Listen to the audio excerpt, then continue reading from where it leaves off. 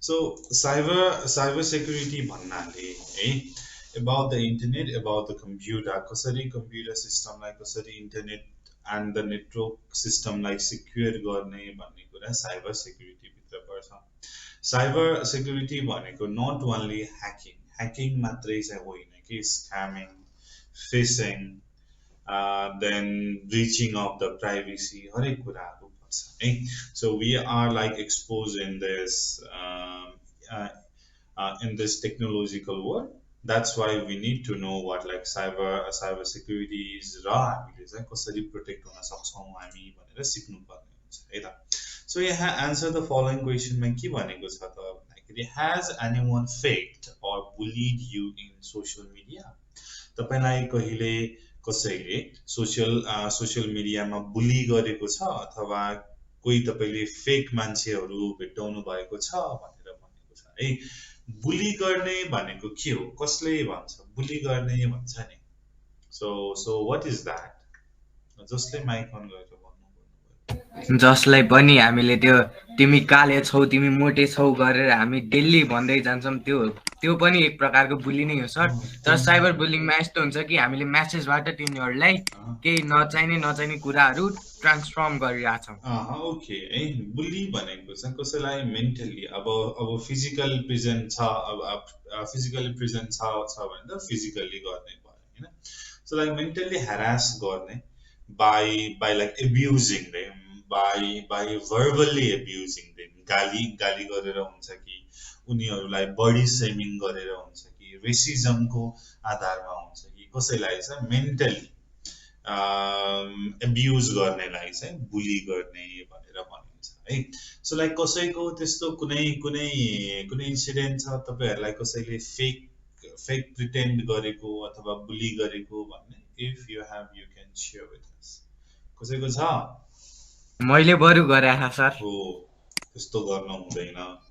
Next, what precaution do you take in order to avoid being faked or bullied? तपाईले चाहिँ fake हुनबाट हैन, झुकिनबाट, अरूबाट फसिनबाट अथवा अरूबाट बुली हुनबाट, एब्युज हुनबाट के प्रिकर्सनहरु, के सावधानीहरु अपनाउन सकिन्छ त? के गर्न सकिन्छ भन्नुस् त?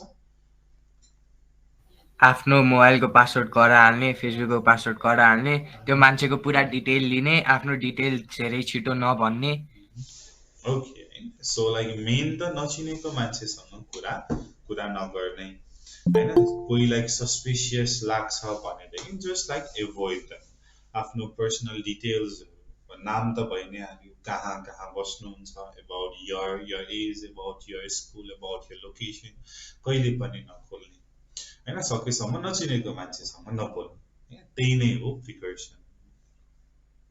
And if you are being abused, you are being bullied through social media, parents or teachers, okay? That's the only way. Okay, so topic parents भनेर छ. parents भनेको अभिभावकहरु भन्ने कुरा हो. अब यसमा के चाहिँ छ त भन्दाखेरि सो बुवाको छोरीले चाहिँ फेसबुक फ्रेन्ड बनाएकी हुन्छन् र अब त्यो फेसबुक फ्रेन्ड चिनेको छैन, अहिलेसम्म भेटेको छैन. अब नयाँ साथी बनेको छ, भेट्न जानु पर्यो. भेट्न जाँदाखेरि चाहिँ बुवाले चाहिँ के भन्नुहुन्छ, के भयो भन्ने कुराहरु छ. एकचोटी म पढ्छु सर र अनि हजुरहरुलाई बुझाउँछु, बुझ्नु भएन भने भन्नुस् है. Dad, I'm going to meet my Facebook friend. When? I asked. Now. I'm coming with you. No, I'm going alone. Look, Anuja. Okay.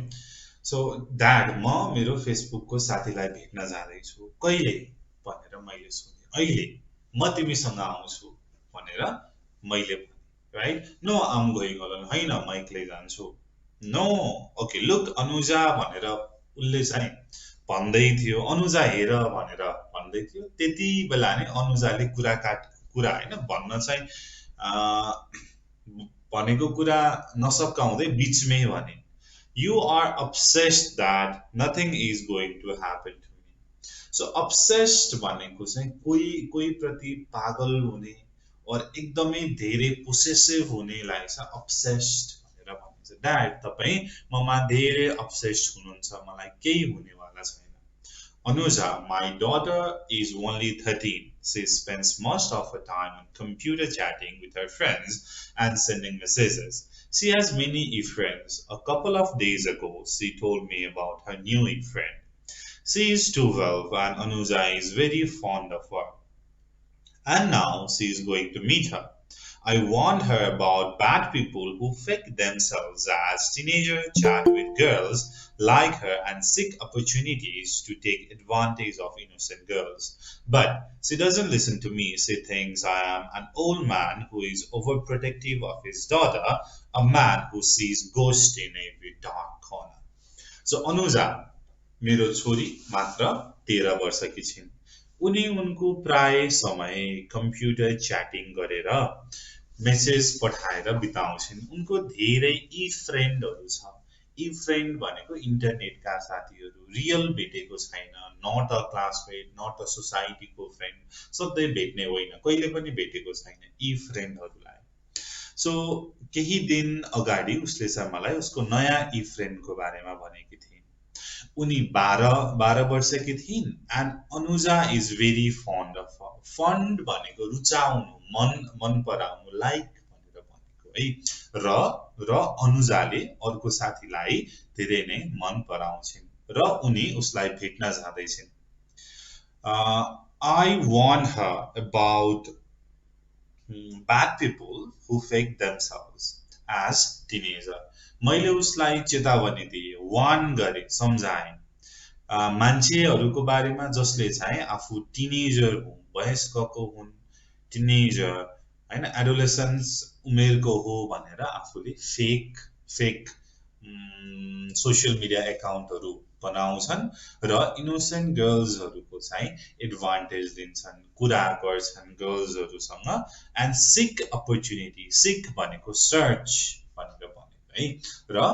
र ती इनोसेन्ट सोझा केटीहरूको चाहिँ फाइदा उठाउने चाहिँ उनीहरूले गर्छन्।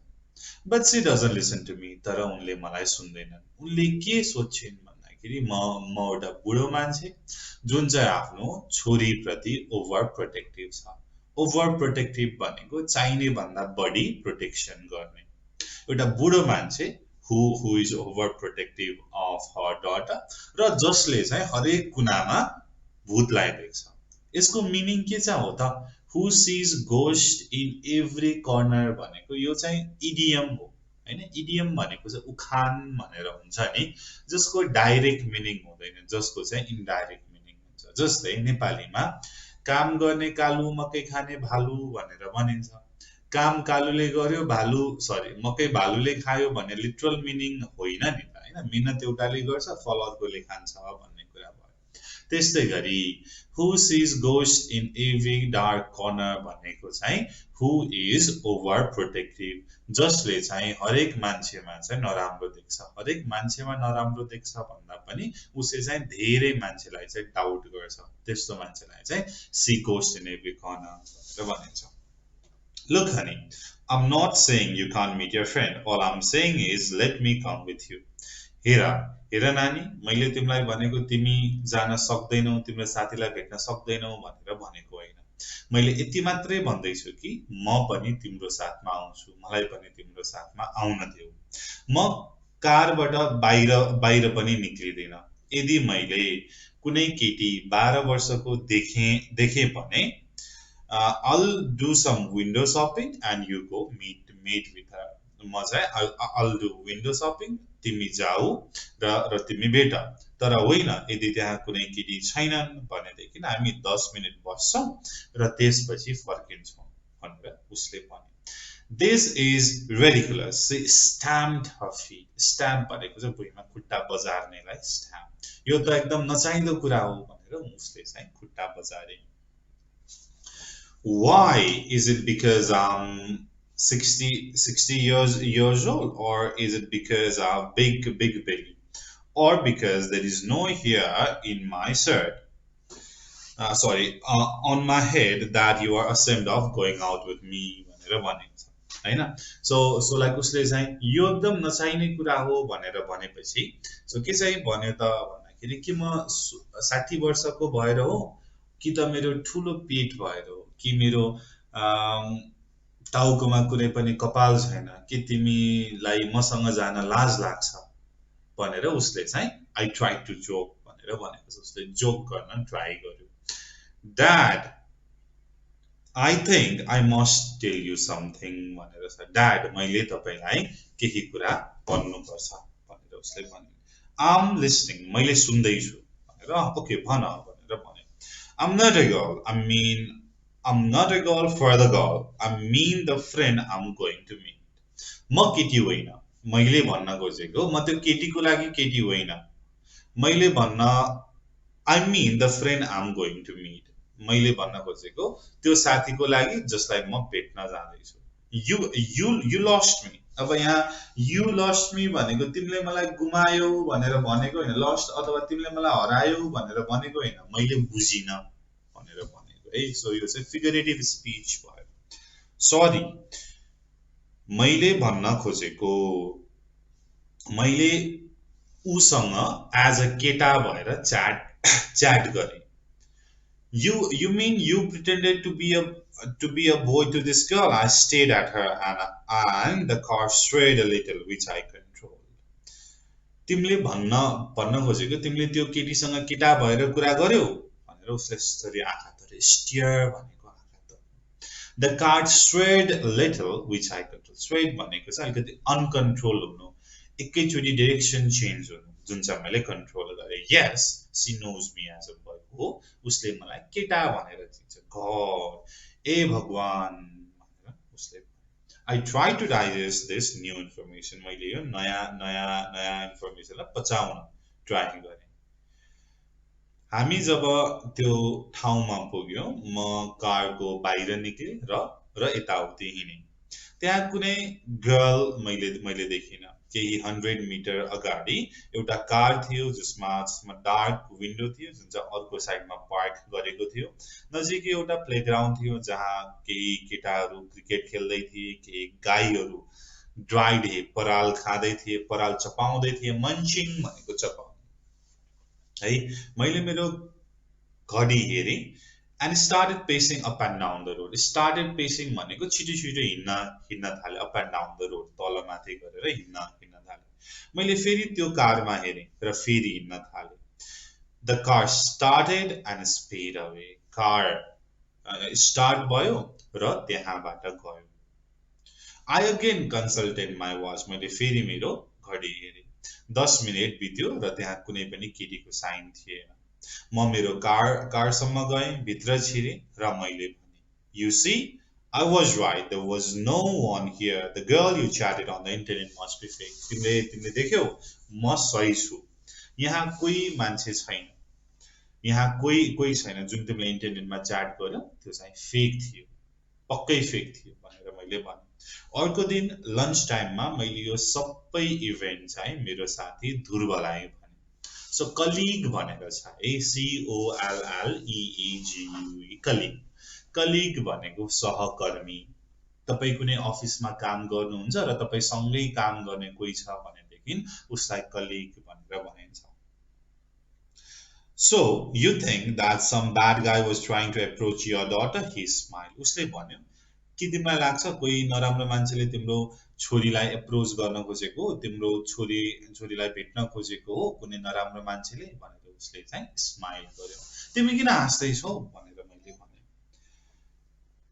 ल सुन म तिमीलाई भन्छु why the girlfriend of your daughter didn't appear at the meeting किन तिम्रो साथी चाहिँ त्यो जुन मिटिङ प्लेसमा आइन किन भनेदेखि अर्को जुन साथी थिइन् केटी थिइन् उनी उनको आमासँग जुन कार थियो त्यो कारमा थिइन् तिमी पुग्नु भन्दा अगाडि नै जुन त्यो कार थियो अपोजिट साइडमा ब्ल्याक कार उनी चाहिँ उनको मदरसँग थिइन् तर उनको मदरले के चाहिँ देखिन् त एउटा बुढो मान्छे ठुलो पेट भएको तालु खुइले मान्छे लर्किङ अराउन्ड भनेर छ है लर्किङ भनेको चाहिँ बिस्तारै कसैले देख्छ कि भनेर हिँड्नेलाई चाहिँ लर्किङ भनेर भनिन्छ जुन त्यो उसको छोरीको फ्रेन्ड र उसको मदरले के मात्रै देखे त भन्दाखेरि त्यहाँ चाहिँ एउटा बुढो मान्छे पेट ठुलो भएको तालुकैले मान्छे चाहिँ यताउति गरिरहेको मात्रै देखे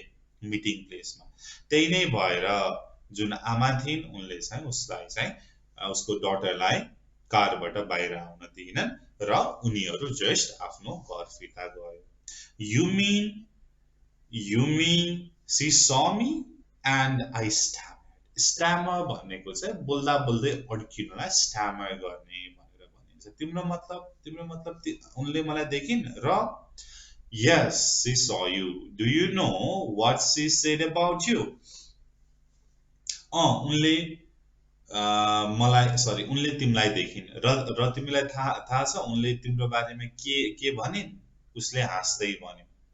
She said she saw a luxurious old man with a leer on his face. Hey, so like luxurious means कुरूप नराम्रो मान्छे है त। उनले भनिन् कि उनले चाहिँ एउटा evil old man कुरूप evil old man मात्र देखिन् भनेर भन्यो। सो अब यसको मिनिङ के चाहिँ हुन सक्छ त भन्दाखेरि जुन चाहिँ यो